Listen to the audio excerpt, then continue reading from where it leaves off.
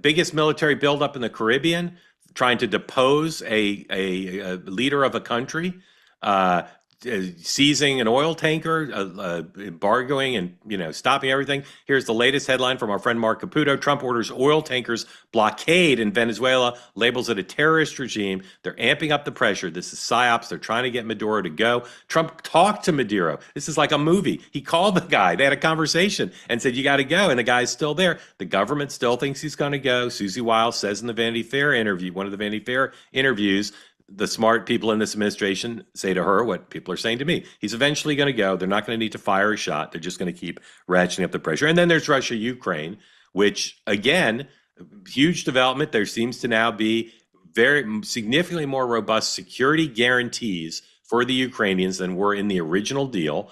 And the people in the government continue to tell me the Russians will do this. Here's the New York Times headline: Ukraine plan calls for enhanced military with U.S. and European backup. There's even in the New York Times story the thing that we thought was off the table, which is European troops stationed in Ukraine, which people say the Russians won't accept. We'll see. So two big international stories getting not nearly enough attention. I didn't lead with them. We didn't lead with them. So I'm as guilty. We have foreign At least policy fatigue. we're talking. That's part of it. So let's just talk about how they're going to end. We'll do Maduro first. A question I always ask. Let me see. Maduro gone by, let's say, Valentine's Day.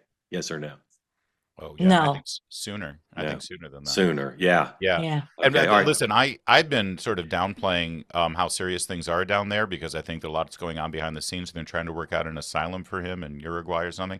But the language of that post yesterday that was reposted on X by Marco Rubio, a blockade is an act of war by definition, is it not? Yeah, it's a big deal, and the threat of the Armada, as he described it, I think he has increased the level on this Venezuela thing. Yeah, but Yemisi, you think Maduro will be there by Valentine's Day? Yeah. Yeah. All right. We'll see. And then Russia, Ukraine. Why deal. not? Deal. just my daily question. Deal. No deal. Larry. Deal. No deal. I'm more in line with deal. Again, we haven't heard from the Russians. But based on everything that's out there, and I'm assuming that what's been floated and what was floated to Ignatius, the administration said, Russia knows about this. If Russia's okay with what's on the table right now, I think Zelensky's got to take it.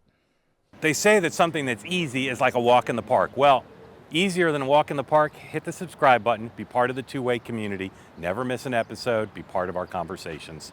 Thank you for your service to America. And don't forget, you can now listen to the morning meeting and Two-Way Tonight on Apple, Spotify, or wherever you get your podcasts.